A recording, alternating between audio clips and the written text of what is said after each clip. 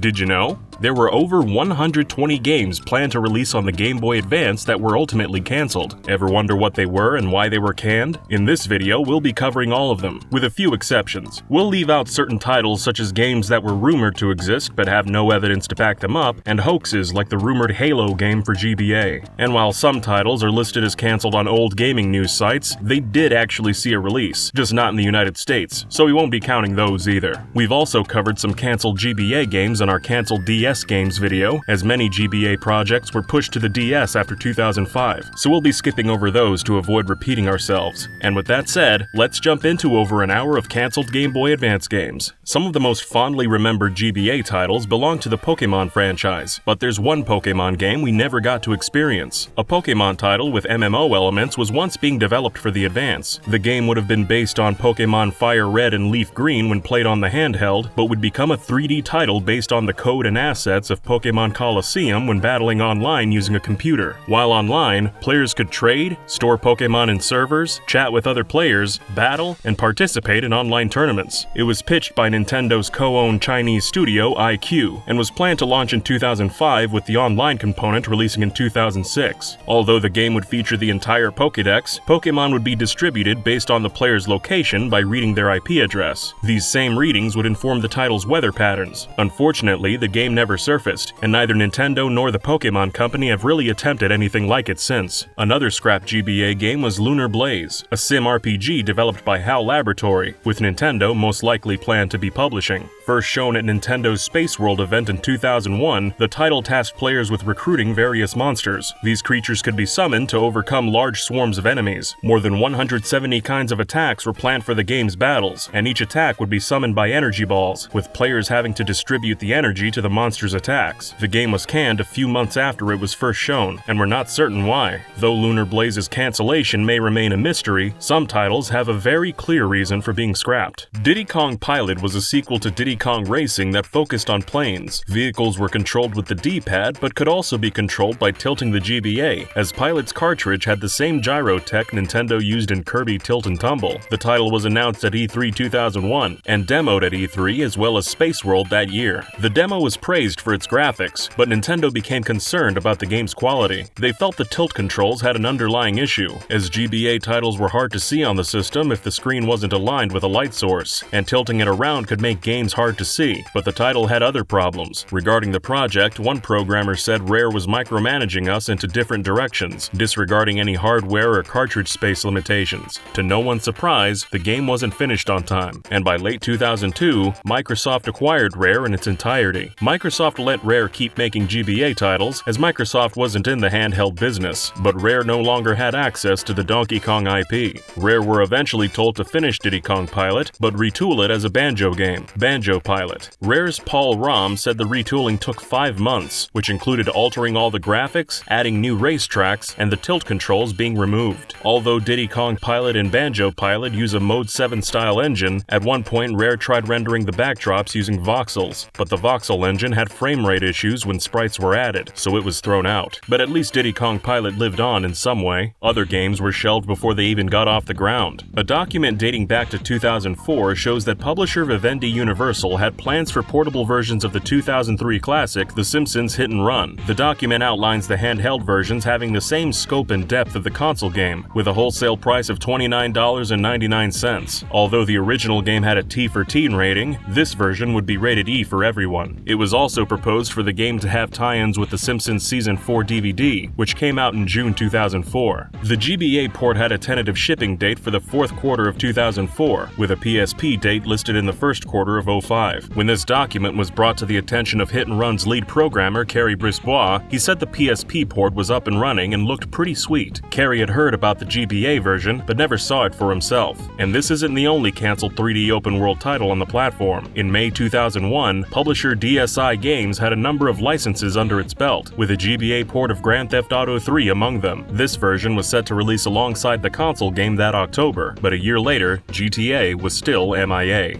DSi stated the title was still in its early stages, and from 2002 all the way to spring 2003, its projected launch dates kept getting pushed back. On November 5, 2002, after rumors spread of GTA's cancellation, DSI dispelled these rumors and had an announcement planned for the end of that week. On November 8th, news leaked that Crawfish Interactive were developing the game, but exactly 1 week later, it was announced the studio closed its doors due to a myriad of problems. In July 2003, several former Crawfish staff came forward and shared tons of info about their version of GTA 3, from the game's graphic style to its controls and more. Come 2016, games archivist Andrew Borman showcased 2 early demos of Crawfish's GTA, with the builds both compiled in April 2002, only days apart. A Grand Theft Auto title would release on GBA in 2004, but this game was developed by Digital Eclipse and served as a prequel to GTA 3. But the system had plenty of family-friendly titles that were nixed. Donkey Kong Plus is an unreleased game demoed at E3 2002.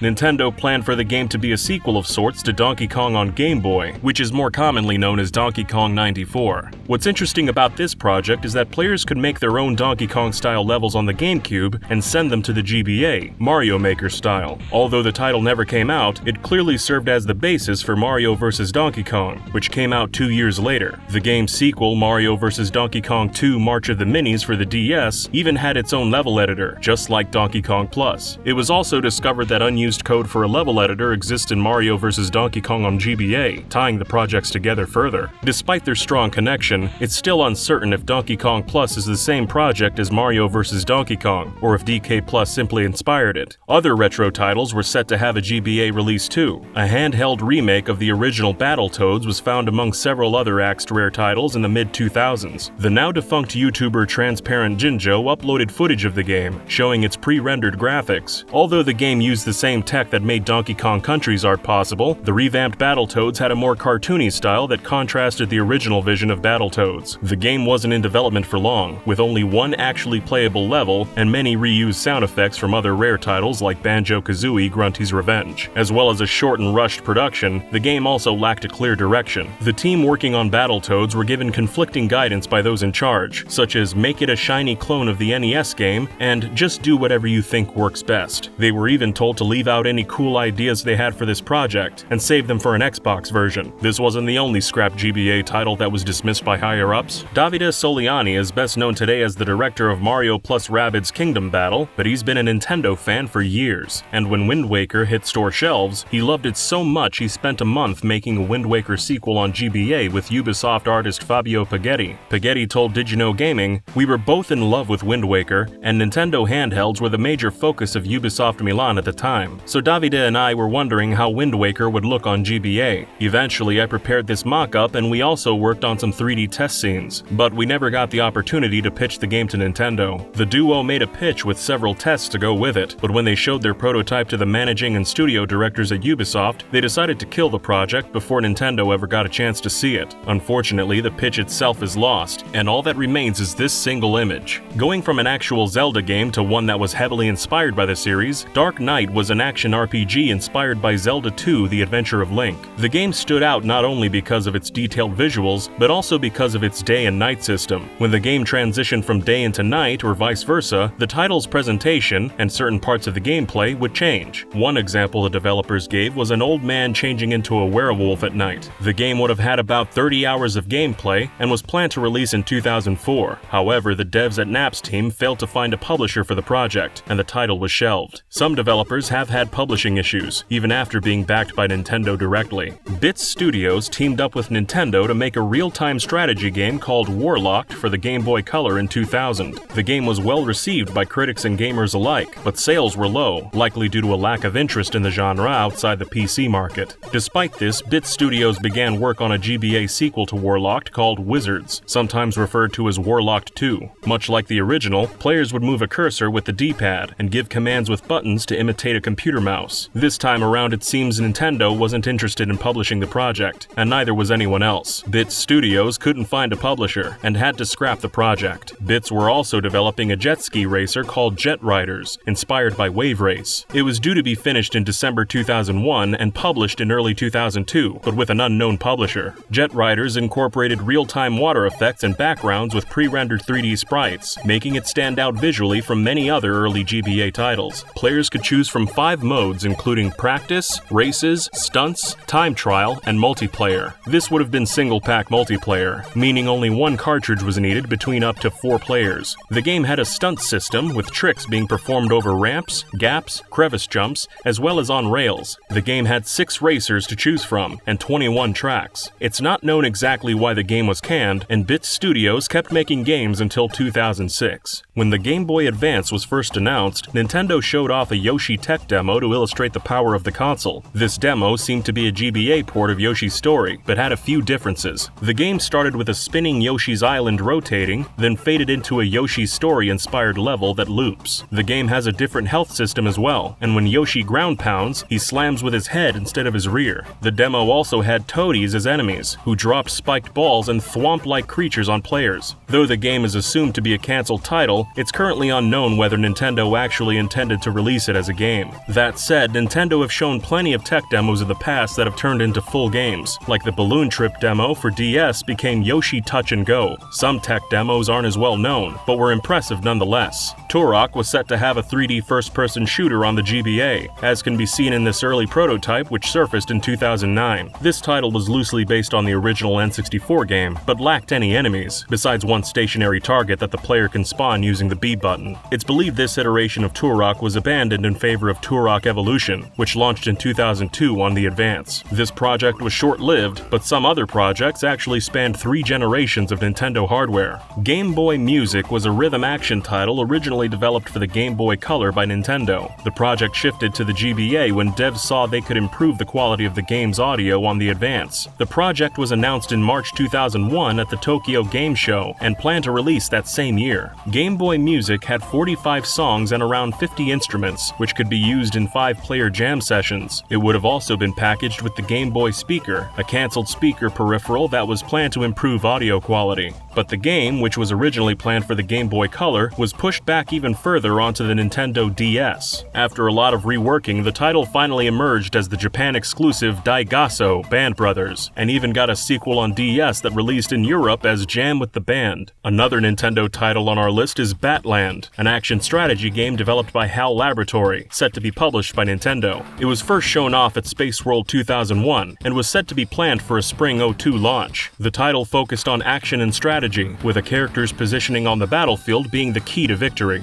Weaker characters could even overcome strong enemies with the right tactics. Based on this and the game's presentation, it seems the game took some cues from the Fire Emblem franchise. The title would even make use of the GBA link cable, letting multiple players fight against each other, even if they only had one copy of the game. Little else is known about the game's development. Shantae 2 Risky Revolution, also known as Shantae Advance, was a sequel to the 2002 Game Boy Color title Shantae. It was developed by WayForward Technologies and would have featured new abilities like flying across Sequin Land on Sky's Bird Wrench, and Shantae could move between the foreground and background. The game had a 4-player battle mode, and its plot involved Risky Boots using a tremor engine to wipe out Sequin Land. Shantae could later use the tremor engine to change scenery and access new areas. Unfortunately, the original Shantae didn't sell well, which meant WayForward lacked a publisher and had to cancel the project. Several features, like the fore and background switching, were repurposed for Shantae Risky's Revenge. The title was streamed on Twitch by series creator Matt Bozon in October 2014, showing a glimpse of what could have been.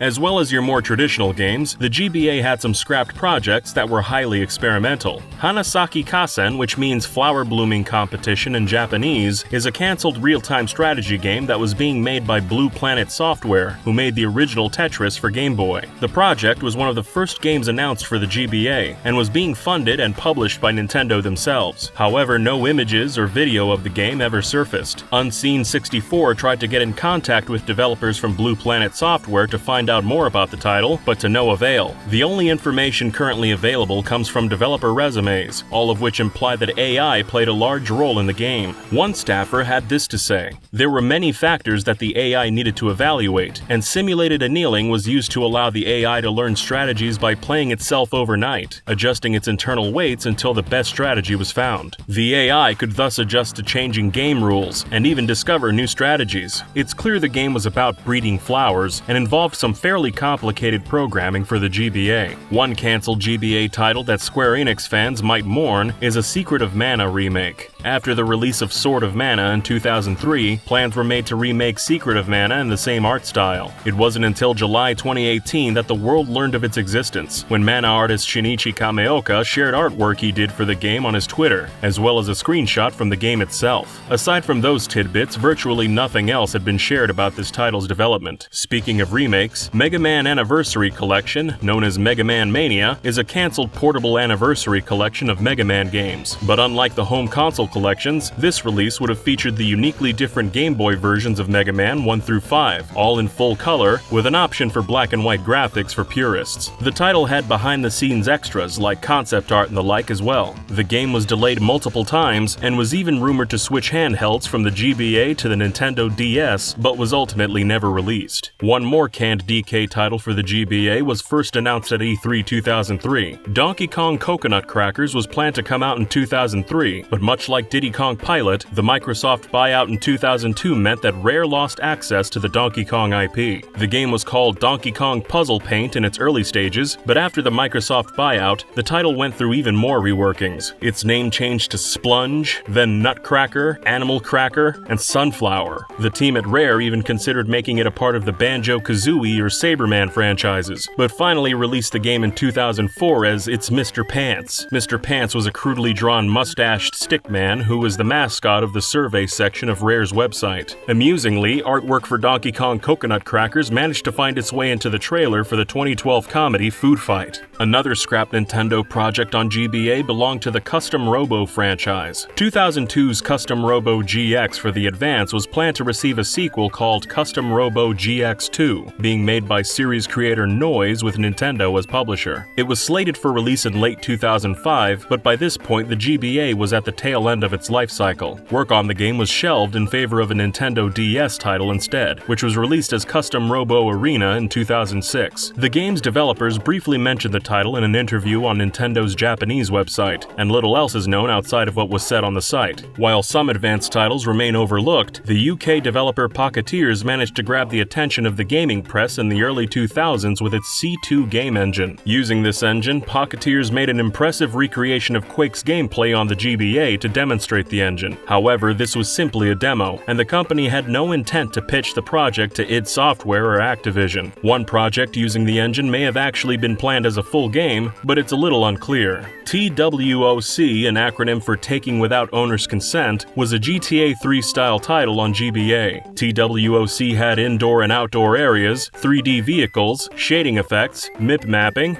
and advanced physics for vehicle control and collision. When talking about the game, one developer told a member of PortableGaming.de, "What you see in the videos are demos of game engines. That means that they're more than simple tech demos, but less than a game. They're more than a tech demo, as some elements of gameplay, physics, and collision have been implemented to show publishers how the game will feel and play. In a final game, we would hope for around 50 to 100 different car types and as many different types of pedestrians." The fact the devs speculated on how a full title would work makes it seem like Pocketeers were shopping the demo around to publishers in hopes of turning it into a full game, but this is just speculation. Even Nintendo themselves made some pitches that failed. There was a time where Nintendo wanted to obtain the exclusive rights to the Harry Potter license. In 1998, Nintendo of America's internal team, Nintendo Software Technologies, made a pitch for the Harry Potter license. If it went through, it's possible the films people know today would never have existed. When news broke of the license being auctioned off, Nintendo halted work on 3 titles being made at NST, and split the devs into 2 teams for 2 Harry Potter pitches. One larger team was in charge of a third-person adventure title, and a smaller team for a title based on the series' in-universe game of Quidditch. NST had plans to release the potential projects on N64, GBA, and future platforms like the GameCube. Over the course of a week, the teams put together several pieces of artwork to showcase to the book's author, J.K. Rowling, but both parties didn't completely see eye to eye. In the end, Rowling declined Nintendo's offer, and the series rights were eventually sold off to Warner Brothers, and while various games made their way to Nintendo consoles, the ones being made at NST were scrapped. You may have already heard about Raylight Studios and their spectacular Blue Roses engine. Using Blue Roses, Raylight made many tech demos for GBA, such as the Metal Gear Solid Hangar demo, and probably the most well-known, a demo of Resident Evil 2 on the Advance. Raylight also made a demo based on the original Resident Evil, but not much is known about this prototype. What we do know, however, is that these demos were actually pitched to Capcom as full games, and Capcom were interested in bringing them to the handheld. In an unsealed Scene 64 interview with Raylight Studios CEO Massimiliano Di Monda said, "At the time we were invited to the Capcom offices in the UK. We discussed the project at various levels, but then Capcom Japan vetoed it because of the downturn of the GBA, adding the fact that a mature game was not suitable for that type of console." Another big franchise that had a scrap title on the Game Boy Advance is Sonic the Hedgehog. A port of Sonic Riders was planned for the Advance, but due to the system being extremely limited in power compared to home consoles like the PS2,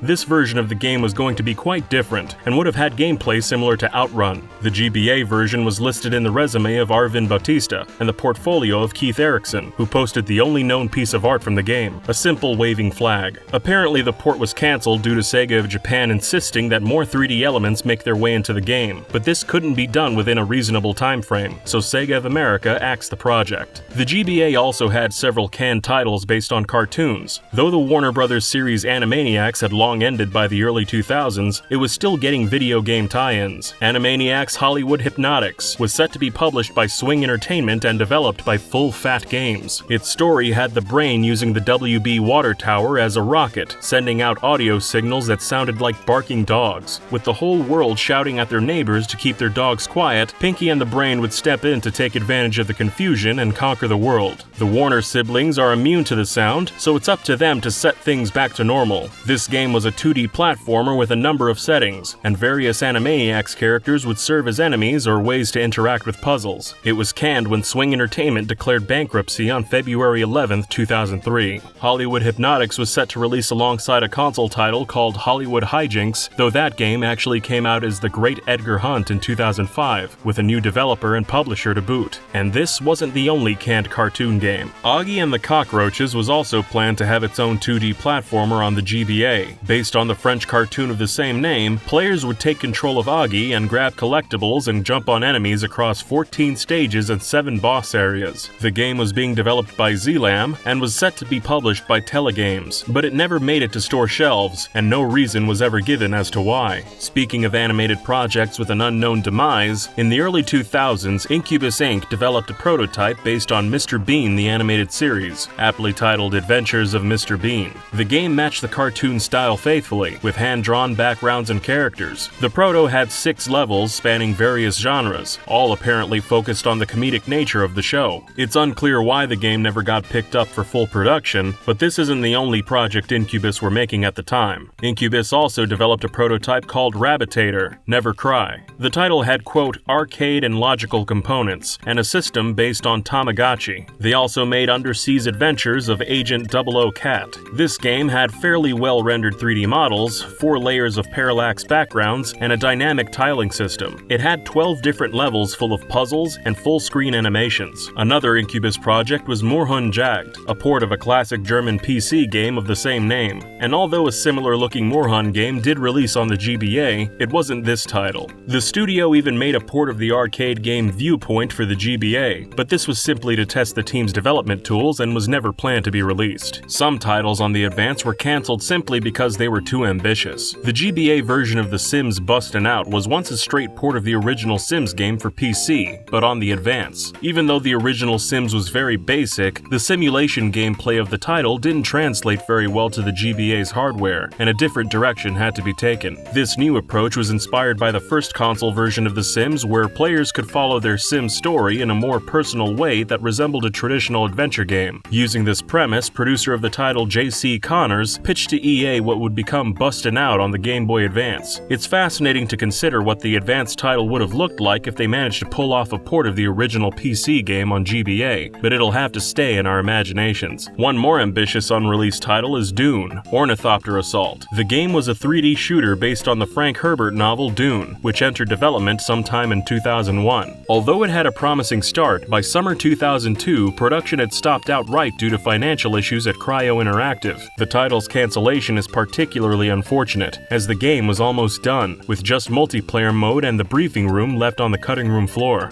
There is a silver lining, however. A ROM of the game leaked online in 2015, with a seemingly complete single-player campaign. Another scrap GBA title with impressive visuals is the action RPG Spiral Stone. The title had a lot of hype surrounding it, as its developer Gatehouse Games was founded by top talent from Core Design, the creators of Tomb Raider. The game was described by one developer as a mix of Diablo Diablo and EverQuest with the collection and trading aspects of Pokémon. Spiral Stone had hundreds of quests, but with a fluid story that was defined by the player. It also had a multiplayer feature that let players team up to fight enemies, solve puzzles, trade items, or fight each other in arenas. The title even had 3D characters in its menus, which were fairly imposing for the GBA. Despite how well crafted the game was, Gatehouse failed to find a publisher for it, even after pitching a GameCube version as well. The company ended up going under in 2003, putting an end to Spiral Stone. Having impressive visuals is starting to seem like a death sentence for GBA games. The Haunted Mansion was an adventure game developed by Pocket Studios and planned to be published by TDK Media Active for the GBA. The title was in development around the same time as the PS2, Xbox, and GameCube builds, but unlike those titles, the advanced version was never released. All versions of the game were based on the Disneyland ride of the same name, but the GBA game was a unique experience compared to the home console versions. Players would explore the mansion, finding keys, avoiding enemies, and completing some on-rails sections as well as some Nancy Drew-esque point-and-click segments. The main reason for the title's cancellation was that the publisher TDK Media Active was bought out by Take-Two during development, and Take-Two didn't seem to care about the title.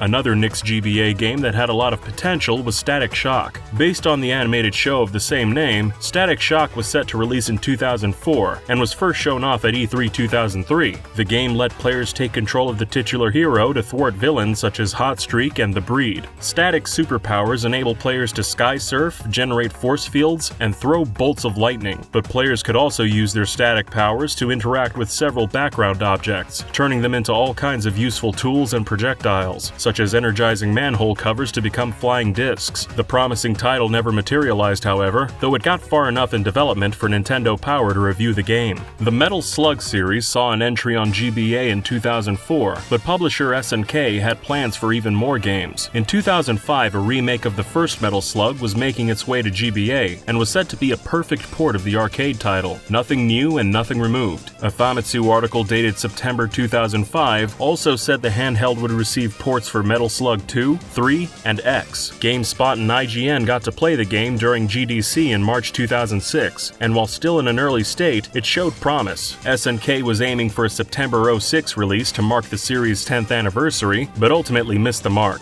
And in October, Famitsu confirmed the other Metal Slug games were canned as well. In 2007, SNK Playmore's US website gave an official statement for Metal Slug's axing, stating it was due to limited memory on the GBA cartridge, and asked players to buy the Metal Slug Anthology on Wii, PS2, or PSP to play the title instead. In June 2020, Hidden Palace user Endrift dumped a prototype of the game, alongside an early version of Metal Slug Advance, but still no news on the other titles. In 2004, French studio Delphine closed its doors due to bankruptcy. They were famous for creating critically acclaimed adventure games like Another World and Flashback. Due to the company's closure, titles that were in development at the time had to be scrapped. One of these games was Flashback Legend, a new entry in the Flashback franchise for the GBA featuring the series' signature gameplay. The game had 16 levels, but only 9 were playable due to its unfinished state. Although the title was never completed, a prototype ROM was dumped online, giving fans a taste of what could have been. Speaking of cancelled games from French companies, a handheld version of Tom Clancy's Ghost Recon was in the works for the N-Gage and the GBA, with Ubisoft as publisher. A listing even appeared on Nintendo's own site for the Advance Edition, slating a release for April 2003. Unfortunately, this is just about all that's known about this port. On April 3, 2002, Ubisoft also announced a deal with Fox Interactive to make Alien vs. Predator titles until 2003, and one of these games was set to appear on GBA. All that's known of the title is a statement from Ubisoft's president Laurent Detoc, with him saying they looked forward to bringing all the excitement of the franchise to a handheld system. One other acclaimed horror series almost came to GBA. The system was planned to get a game based on the horror classic The Thing. Universal Interactive and Konami announced the title in September 2000, with it also being made for the Game Boy Color. Despite John Carpenter's remake of The Thing being the best-known version of the film, IGN reported that the GBA game was mainly based on the original 1951 film, with a new plot following up from where the film ended. The console versions of the game were based around the Carpenter film, so it's possible IGN was given the wrong info.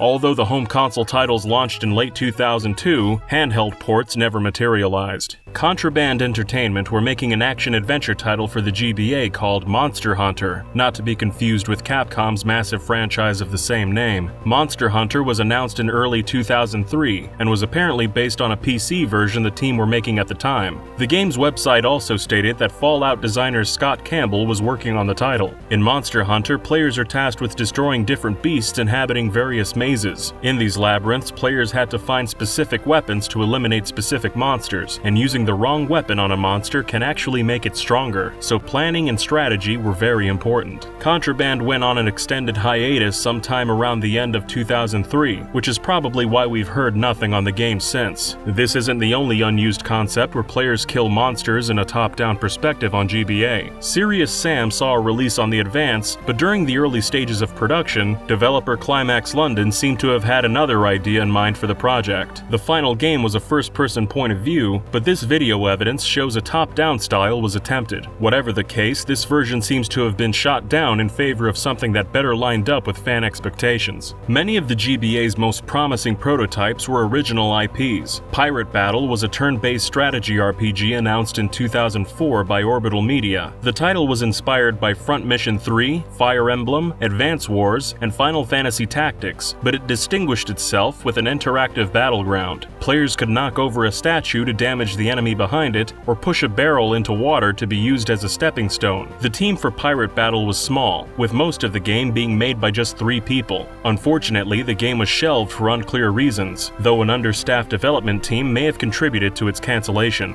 The title was reworked slightly for a potential DS release, but this too was scrapped. Another cancelled RPG for the system was just as ambitious, but had a very different approach to the genre. Sometime in the early 2000s, Marvelous Entertainment were prototyping a fully 3D RPG for the GBA titled Dark Empire. The game looked quite promising despite it clearly being unfinished. Humorously, Marvelous had temporarily been using images of famous actors like Mel Gibson for character portraits, an indication of how early the prototype was. The title was completely unheard of until an online auction in 2009, and would be dumped online in 2018 at obscuregamers.com. Other cancelled titles were far less obscure. An entry in the tile-matching puzzle game series Bejeweled was planned for the GBA. The game was announced by its publisher Majesco in 2004, where a press release said both PopCap's Bejeweled and Bookworm would be going handheld. Bookworm ultimately launched in 2004, but Bejeweled never showed up. Bookworm's gameplay on the Advance was faithful to the PC version, and we can only assume Bejeweled would have been a faithful port as well. One other scrapped Majesco title comes from the Boy and His Blob series. The franchise actually had a couple attempts at getting a game out the door, with the GBA title being one of the casualties. Announced May 18, 2001, Majesco revealed A Boy and His Blob, Jelly's Cosmic Adventure, was in the works at their internal studio Pipe Dream Interactive. It was expected to see release in 2002, and it's not known why it was cancelled, though it's believed the publisher ran into financial issues. Speaking of familiar franchises, Swing Entertainment had a title from a grand IP. Developed by Tantalus Games, Flintstones Dino to the Rescue was a 2D platformer where Dino and the Great Gazoo saved the Flintstones and the Rubbles from alien invaders. Tantalus' own website boasted Dino as the most versatile character on the Game Boy Advance, with over 15 moves at his disposal. The title would have had 42 different levels and a mix of 2D and 3D environments. Dino's model was fully rendered in 3D, and some bonus levels even made use of a Mode 7 effect. In September 2003, Tantalus producer John Zoki did an interview with PlanetGameBoy.de saying Dino to the Rescue would be out soon. Apparently the game was finished before one of their other titles, Top Gear Rally, but the team ran into publishing issues. In issue 1 of Australian GamePro magazine, Tantalus employee Tom Crago also said the game would be out in 2004. That seems to be the last update on the game, with all hopes of release going the way of the dinosaurs. A cancelled game you might actually be glad never got a release on GBA is Charlie's Angels. Based on the franchise's early 2000s films, Charlie's Angels also got a video game tie-in on the PS2 and GameCube, published by Ubisoft and developed by Neko Entertainment. It was apparently announced for Xbox, Windows, and of course Game Boy Advance, but given the title's awful reception, it seems they backpedaled on this decision and scrapped it, saving saving many their time and money. Another game that got a home console release but never surfaced on the Advance is iNinja. A version of the title was reportedly being developed by Destination Software for the GBA in 2004, a year after the GameCube, PS2, and Xbox versions. This build was unique due to the limitations of the GBA, but was still 3D. The title had a mix of fast-paced inertia run levels, combat arenas, and ball rolling levels across 5 worlds, 4 islands and a moon base, with a giant boss at the end of each. It's unknown why this version was cancelled. One more Axe project with imposing 3D graphics came from Karma Studios in 2002. The team were making Radium for the Advance, with the game planned to be published by Telegames in April 2003 in the United States. Radium plays out in a third-person perspective with the impressive 3D Radium engine, which is capable of texture mapping, depth shading and fogging, 3D mirrors, and has a dynamic camera. When players trigger certain events, the camera will swoop around to show different parts of the area. The title was set to take place over 4 unique worlds and 16 different stages. Players would escape from prison, but with scientists and soldiers out to stop them. In early previews, the game was criticized due to its frame rate dipping when the action got intense, and the character's sprite blocked the player's view immediately in front of the sprite, making targeting enemies a chore at times. The game received a trailer saying coming soon, but was quietly cancelled sometime after. Another game that quietly bowed out was the platformer RPG hybrid Kian. The title had a hectic development, and was picked up and dropped on at least 3 separate occasions. On October 30th, 2002, European publisher GMX Media was set to release the game in PAL regions for spring 2003, but to no avail. Other publishers once attached to the title included Ingram Entertainment and Destination Software Inc.,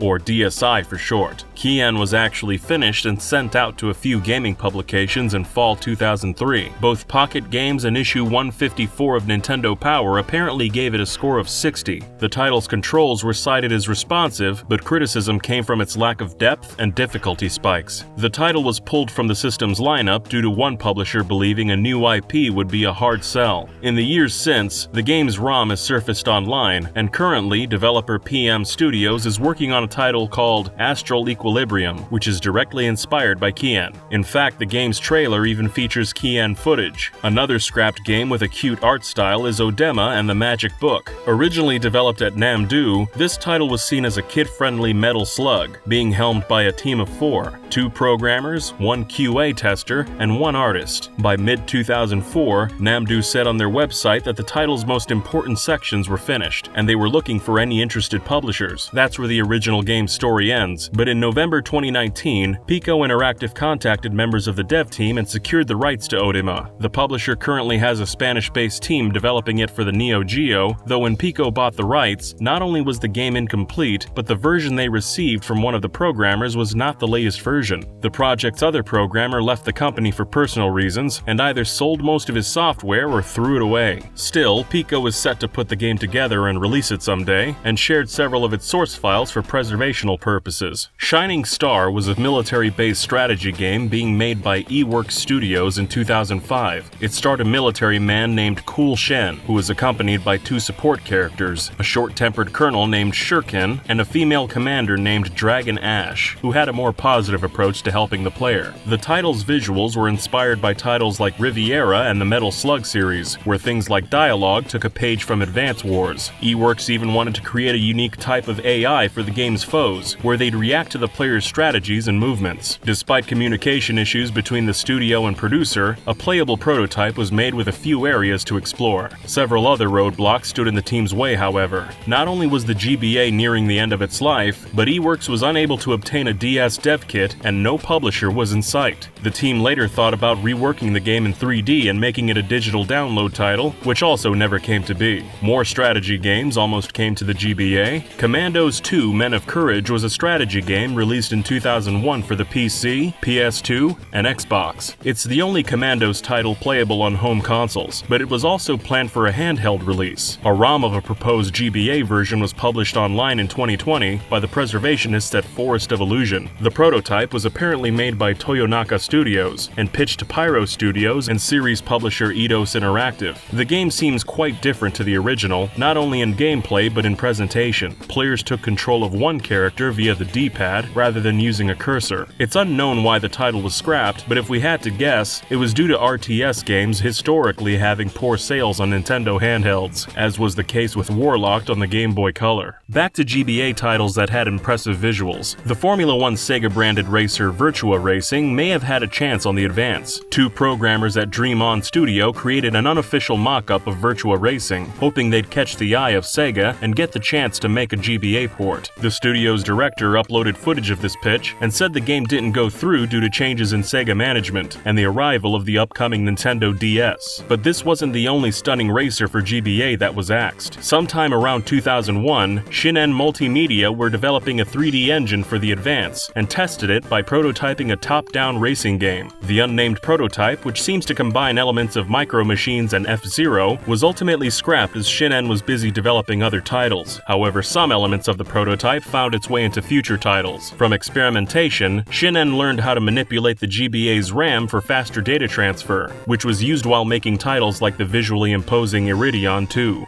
Another nixed title was The Sword of Saya, Lady Saya 2, a cancelled action-adventure title developed by RFX Interactive around 2002. It was a sequel to Lady Saya on GBA, and seemed to have similar gameplay to the original. Unfortunately, RFX had to close its doors in 2003, and if Lady Saya 2 wasn't doomed enough, the game's publisher TDK Media Active was acquired by Take-Two in December the same year. Even more tragic is that Lady Saya 2 was actually rated by the ESRB, indicating the project was extremely close to completion when it was cancelled. Another 2D adventure title that never managed to find its way to the GBA was Heart of Darkness. This was a cinematic platform game released on the PS1 in July 1998. On February 16, 2001, a GBA port was announced, planned to be published in Europe by Infogrames. A GameSpot article covering this announcement noted the lack of release date and a North American publisher, which were likely factors in its cancellation. Overstorm was a scrapped action platformer of a similar vein, which had been described as a mix between Donkey Kong Country, Oddworld, and Tomb Raider. According to Unseen64, the game was shown off only once at an unnamed gaming convention in 2003, but was later shelved. The title was unexpectedly given new life over 10 years later by none other than its original developers. The devs decided to give away a 5-level alpha build of the game in 2014 as part of a sale for the online storefront Indie Game Stand. Another title, destined to never see the GBA, was developed by and planned to be published by Sonari Interactive. Aegis the Awakening was a fantasy RPG first announced in early 2002, with GameSpot being one of the few outlets able to get hands-on time with the game. According to them, the title had two different gameplay styles to choose from, a 3D arena-style mode reminiscent of Final Fight, and a side-scrolling style in the vein of Castlevania. The Mega Man series also served as an inspiration, as after a boss was defeated, a new skill would be obtained to help take on the next area. Players could choose between two warriors, with each one offering a different feel. The game also had a 2-player mode where players could compete against and cooperate with each other. At that point, the game was still in its infancy, and a blurb on Sonari's website in 2003 listed the concept as completed.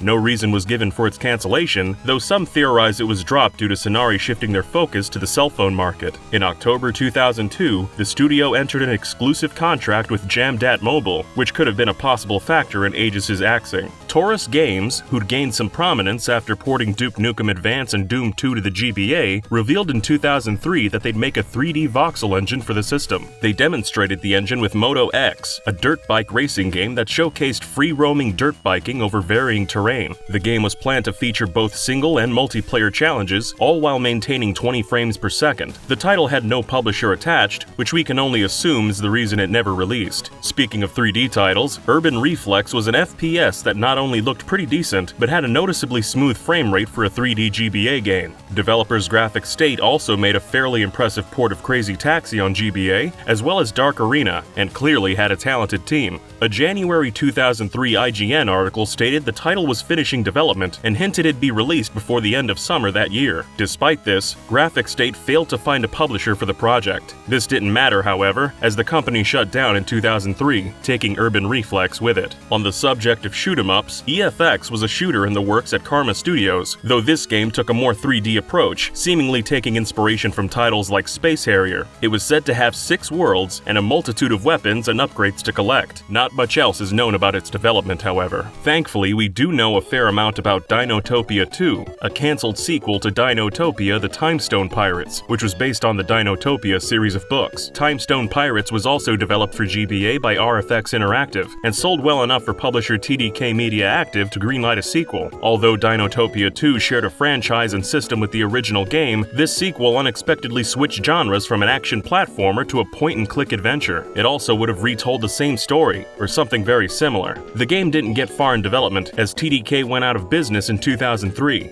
RFX was ultimately saved by a purchase from Take-Two Interactive, but this sequel had to be left behind. Treasure Hunt was another prototype action-adventure that was visually ambitious to say the least. It was inspired by point-and-click games and titles like Zelda, with the team's personal goal being to make it the best-looking game on the GBA. The game didn't have much programming support at Orbital Media, and was mainly the work of a few enthusiastic artists. The game was shown at a few conventions, but very little remains online. Some aspects of it do live on though, as some characters were reimagined and put into the title Juka and the Monophonic Menace. However, the two games have little in common besides this. Another Axe title with Hunt in its name is Demon Hunter, a Diablo-inspired RPG by Independent Arts Software. The project was ambitious, despite lacking a publisher. It had 8 huge areas planned, all split into procedurally generated sub-levels with a different layout every time they were played. A 2002 IGN preview also mentioned how a focus was replayability, with gamers able to replay areas with more powerful enemies that scale to their level. Since the title lacked a publisher, we can only assume Independent Arts failed to find anyone to fund the game further, and Demon Hunter remained unreleased. We've already mentioned Raylight Studios, but they had another impressive title planned for the GBA called GB Rally 2 Advance, a 3D driving game with very impressive features. Not only were its cars animated at all angles, they could have visual damage at angles as well. The title would have had 8 cars and 42 tracks at 14 different locations. Each track was also fully 3D, with climbs and descents, rather than being Mode 7 inspired like other racers on GBA. The title also had 5 different game modes, including multiplayer, which supported up to 4 players. Despite being called GB Rally 2 Advance, this is actually the 3rd GB Rally game Raylight announced, and amazingly, none of them saw release. It's believed the publishers simply weren't interested in the property. Another scrapped racer was GP Advance, an F1 racing game by the Italian studio Prograph Research. Prograph had developed a game engine for the GBA called DR Advance in 2003, which allowed for dozens of polygons on screen at a reasonable frame rate. To show what the engine could do, Prograph decided to make the GP Advance demo, but as Unseen64 reported, the profit margins publishers offered were too low to justify full development. GP Advance never saw release, and the DR Advance engine was never used in a retail title. Another racer that met an unfortunate end was Extreme G, a futuristic title by Probe Entertainment for the N64. The series had 4 entries across 6 years, but the 3rd game didn't release on every platform it was intended to. Developers Similis were working on a downgraded GBA version of Extreme G3 to go along with the GameCube and PS2 versions. The title wasn't true 3D, and as such was able to run at an impressive 60 frames per second. Unfortunately, this build didn't get very far before it was scrapped, having only a month of development. While some games never get off the ground, others are so doomed they actually get cancelled twice. A title based on the acclaimed DC series 100 Bullets had 2 attempts at a game. The first was being made for home consoles and was in the works at Acclaim. Aiming for an October 2004 release, the title was canned after Acclaim filed for bankruptcy earlier in September. Publisher D3 took a crack at the IP and announced a 100 Bullets game of their own for several home consoles, plus versions for DS and Advance. Aside from this announcement, not much is known about D3's project or what the GBA version might have looked like. We have a pretty good idea what some other cancelled titles look like, partly because they got so far into production they were actually listed on Amazon. Made by Sapphire and published by Titus Interactive, Barbarian was a 3D arena fighter for 6th generation consoles. Before it was announced for all major consoles, it was first unveiled as a GBA game in June 2001, alongside a PS2 version. The GBA title was set to have 6 different modes, including a training mode, quest, survival, and extreme survival. Multiplayer was also on the table, and the initial announcement said 2 players were supported with the link cable, though this was later bumped up to 4. The original Barbarian on Amiga had a decapitation move, which would appear in the Advance game through a cheat code. Titus was set to release Barbarian in the US and Europe in October 2002, and although PS2, GameCube, and Xbox versions all released, the GBA version was left in limbo. Speaking of Amiga games, published by Vulcan Software and in the works at Magic Birds, Desolate World was a side-scrolling action game that began life on the Amiga. It appeared in several magazines during the late 90s, though this version never came to pass. Sometime later it was repurposed for Game Boy Advance, but that build also bit the dust. In 2013, demo footage of the GBA game surfaced online, and in 2017, a demo of the Amiga version was discovered as well. Crawfish was also in charge of bringing a trio of Amiga titles made by the Bitmap brothers in the early early 90s. These games were reinventions of Gods, Chaos Engine, and Magic Pockets. Crawfish were huge fans of the original games, and the folks at Bitmap trusted them to reimagine their old titles for a new audience. No concrete reason was given as to why these games never made it to market. These weren't the only retro titles being brought to the system. In June 2002, Metro 3D Inc. announced Aero the Acrobat would be hitting GBA with a port of the original 1993 game, which was released later that month. The studio expected the sequel to appear on the handheld in the future, alongside the game's spin-off Zero the Kamikaze Squirrel.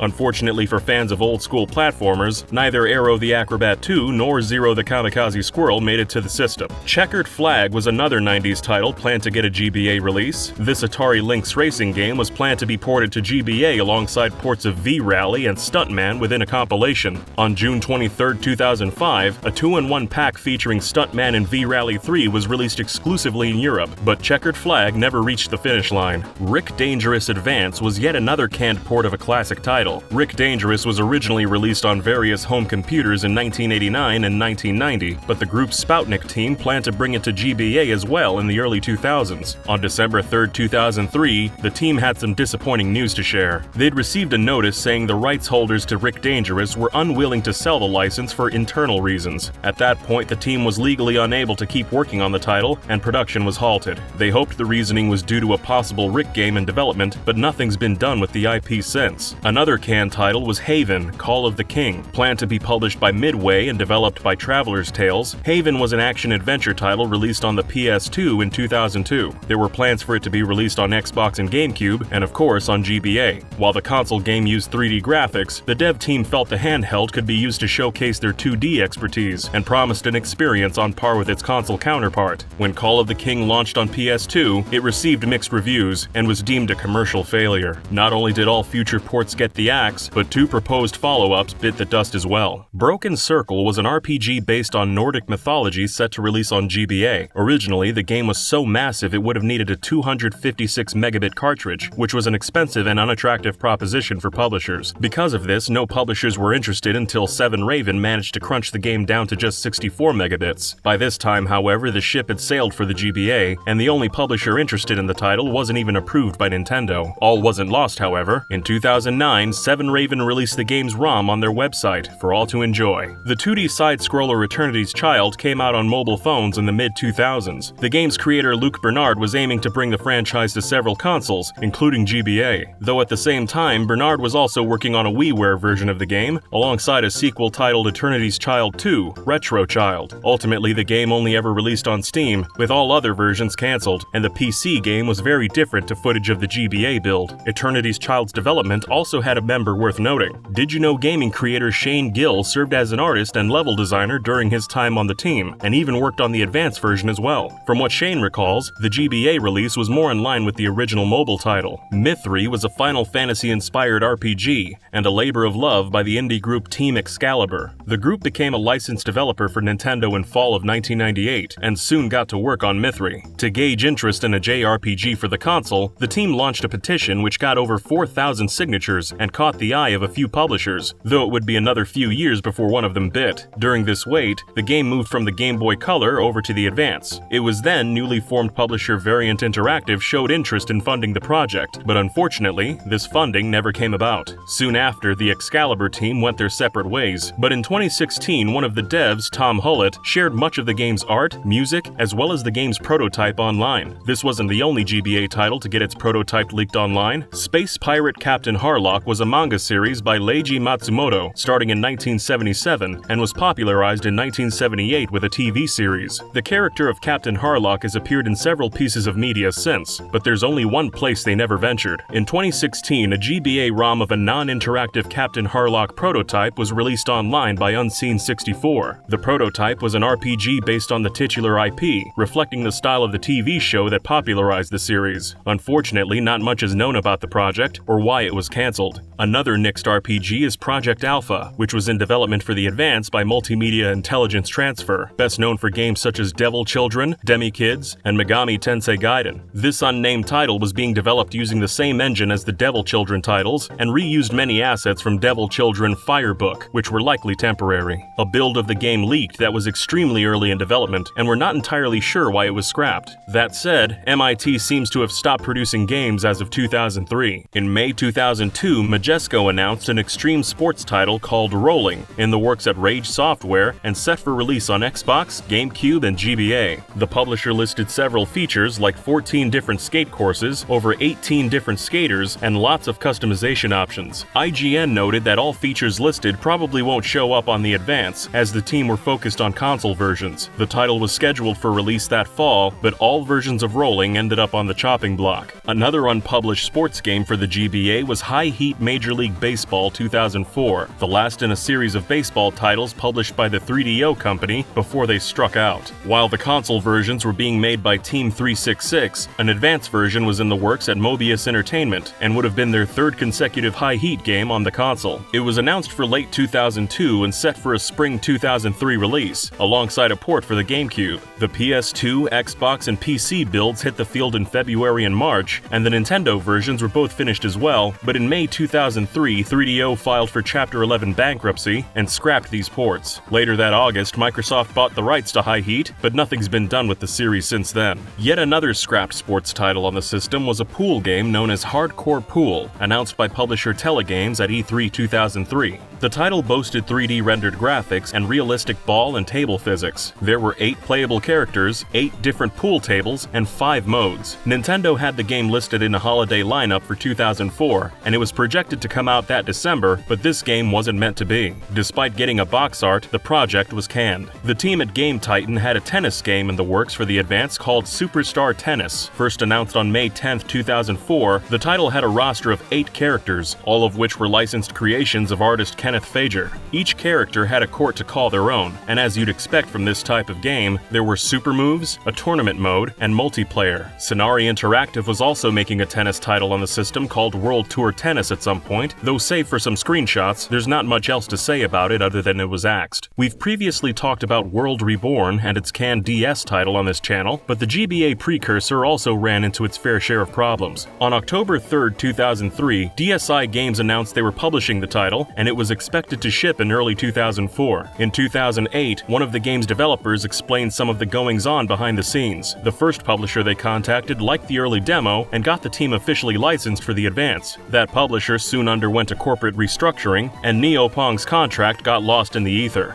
The deal they were offered wasn't the greatest, but they eventually found luck with another publisher, and were soon approved for Nintendo's future handhelds. A few other publishers expressed interest in World Reborn, but it, along with a proposed DS iteration, never saw an official release. Since then, the game's ROM has been made freely available for download. Chronicles of Eden Volume 1, Vanguard's Tale, was another canned GBA title, this time spearheaded by Lightspire Studios. Announced in 2004, it was described as an RPG, but studio co-founder Matt Roberts likened it to a story-driven action-adventure title. In an interview with PlanetGameBoy.de, he said the studio chose to make GBA games as it fit their general design, and was less expensive than consoles, being the best option for 2D titles. The game had 4 individual episodes, each one taking around 4 to 6 hours to beat for the average player. The project started out with 3 playable characters, with an unlockable 4th as the player progressed. All the title's dungeons would be unified, and Roberts believed their team had the most advanced dialogue engine of any handheld game at that point. Multiplayer wasn't on the cards, though there were plans to trade items between cartridges. When asked about a launch date, Roberts said they needed to find a publisher before anything was set in stone. As the game's visuals were inspired by a German town, he hoped it'd see release there as well. Sadly, this ambitious project wasn't released anywhere. The GBA was also set to get a few ports of popular mobile titles from the early 2000s, such as Diner Dash. Developed by Play First, work on this port started in early 2006 alongside versions for Nintendo DS and PSP.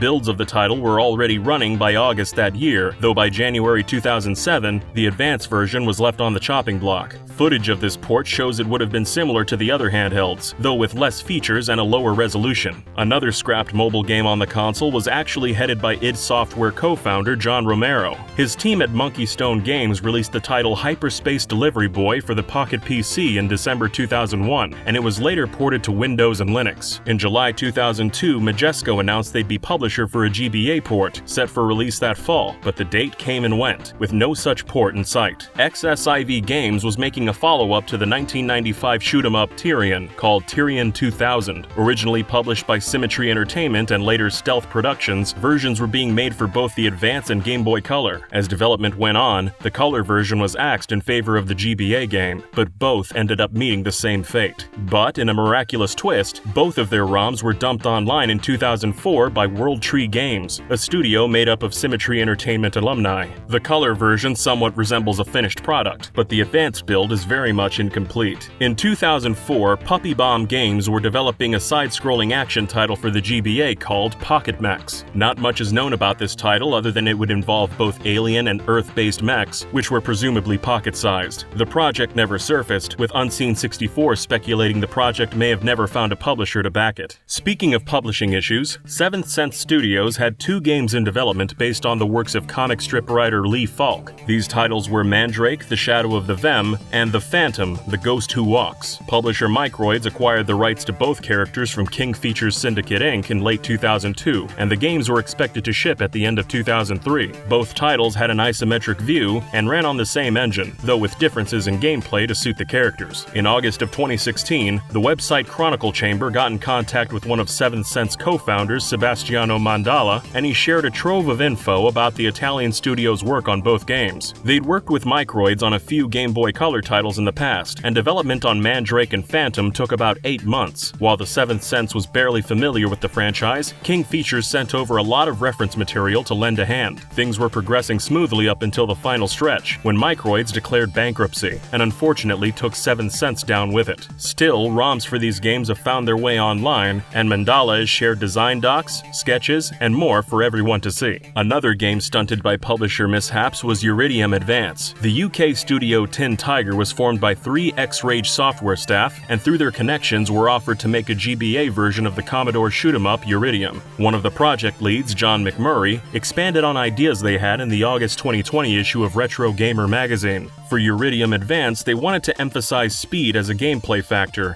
and have a difficulty curve that wasn't as tough and unfair as the original. The title was finished and received Nintendo's approval, alongside Paradroid, a remake of another Commodore shoot-'em-up. The games were going to be released together on a single cartridge to justify the price, but of course there was trouble ahead. They were set for a 2002 release, but the publisher Gesture Interactive went belly up around that time. Paradroid wasn't quite finished, and since they were supposed to come out as a 2-in-1, Paradroid brought Uridium down with it. During development of the 2005 Xbox platformer Torque, a GBA version was in the works at Studio Realism, who you might know as the team behind Super Monkey Ball Jr. In January 2004, the studio outlined some of the game's features. The handheld version had 3 different gameplay styles, each one showcasing the studio's tech on the Advance. Some levels incorporated Mode 7, and would have the player riding on the back of a T-Rex. More info about the title was unveiled in December of 2020, when the website Games That Weren't got in contact with Realism staff, who shared a few extra tidbits. At one point, the GBA version overtook development of the Xbox game. The project was 60% complete before an overhaul of publisher THQ, after which the port was dropped. Sometime in 2003, the European studio Engine Software announced Cyanide, a shoot-'em-up that was making its way to the handheld for 2004, and like Torque, was being made in tandem with an Xbox version. The GBA game was said to have 6 levels of space shooting action, with weapons that could fire in multiple directions. The title was to be published in Europe by PlayLogic, though there was no word of a US release. And again, much like Torque, Cyanide showed up on Xbox, with the Advance port left in the dust. French studio Small Rockets had several games in the works for the GBA, the first of which was called 4x4 Off-Roaders. Announced in May 2001, the title made use of a homemade voxel engine. In an October 2019 interview with GamingAlexandria.com, project lead Marcus Lynn said he made the engine in his spare time and later showed it to his friends at the studio, who created a demo with it and showed it off online. The game went through several publishers and took on a few forms before being shelved, but some of Lynn's tech was put put to use in the GBA port of Sean Murray's Wakeboarding Unleashed. Come 2003, the team was also making a port of Travis Pastrana's Pro Moto X, which was later released as MTX Moto Tracks on PS2 and Xbox in 2004. It apparently got quite far along before getting shelved, but ROMs for both these games have been shared online. Another racer that didn't get far was GTS Racing Challenge, in the works at Astroware and Pizzazz Games. The title saw a release on devices like the Pocket PC, but an advanced port was on the table at some point. Games archivist Andrew Borman shared footage of the title and cited the prototype as extremely bare bones. It's thought the demo was made to test the waters on the Advance, though it's not clear if it was actually planned to release on the system. There were more axed racers on the GBA. Bonks Racing was made by Planet Interactive with Ubisoft as publisher. Announced in August 2001, the game had players control a cube, sliding along the ground and climbing staircases to move ahead. As time went on, more puzzles would be added to the mix, and various power-ups would become usable as well. The game also had a multiplayer aspect, with several modes letting you face up to 4 friends. Some of these included a standard race mode, one in the vein of Frogger where cubes race through traffic, and a King of the Hill mode where players defend their turf from enemies. It had a planned release for October 2001, but it was sadly a no-show. Another racing title that failed to cross the finish line was US Racer. Players could choose from 6 different vehicles in the game and race through 8 tracks across America, from locations like New York and LA to Yosemite and the Grand Canyon. US enforcement would be hot on your tail as well, ranging from local sheriffs to the FBI. It was quoted as the ultimate race through the USA, though it seems like it didn't get very far along. Nintendo themselves has had a long history with the sport of horse racing, and in 2001 were making a horse racing simulator called Baketsu Daisuken, or Horse Racing Creation Derby. The game had 3 known modes: a racing mode where you played as the jockey, a betting mode that showed stats and figures of horses and tracks throughout a season, and an RPG breeding mode. Horse racing is fairly popular in Japan, but less so in other territories, and a January 2001 article from IGN poked fun at the limited audience the game had, saying, "At this point, you either are saying to yourself, 'Yup, that's the one I have no interest in,' or just a simple, 'Huh?' The title was planned to use the Game Boy's mobile adapter, which never released outside Japan, and most of the titles that supported it were Japan exclusive as well. All this likely led to the game being canned. But another scrap GBA racer certainly would have had a wide appeal. In June 2002, news broke of Universal Interactive obtaining the Fast and Furious license. They planned games for the PS2, Xbox, and GBA, all set for release in 2003. Surprisingly, no version of Fast and Furious came out, and little else is known about how the GBA game would have fared. Not much is known about this next game either, but it at least has a single screenshot for us to go on. And from what we can tell, Radio Rayless was a futuristic racing game being made around 2002 by Now Production. Other than that, nothing else is really known. GP1 Racing was an overhead racer created and published by Edge Interact sometime in 2003. The GBA had some cancelled oddball titles as well. Black Rodeo was in the works at Cave Barn sometime in 2002. According to an article from IGN at the time, it seemed to be running on the same engine as Urban Yeti, which Cave Barn had put out that August. Other than a few screenshots, info on this game is practically non-existent at this time. In 2001, Thalamus Interactive had a port of Sanction in the works for GBA. It said the updated game would have had new features like a 2-player mode, but was apparently cancelled for being too much of a financial gamble. Talos Interactive created a 3D engine for the system known as Delta Advance Engine, and it was apparently going to be used for a game called Destiny. No publisher was attached to this project, and we found no other information about it online, so our guess as to why it was cancelled is as good as anyone else's. Math Patrol: The Venus Virus was a follow-up to 2007's The Kleptoid Threat, developed by GXB Interactive and published by Tommy. This was an edutainment title, apparently slated for a 2008 release before being axed. A far less kid-friendly game was also scrapped. In March 2004, an EB Games listing announced a sequel to Def Jam Vendetta, which was eventually published as Def Jam Fight for New York. In this listing, a GBA version was listed alongside the console games, and was the only version not to see a release. And there you have it. That's every cancelled GBA game we could find in our giving criteria.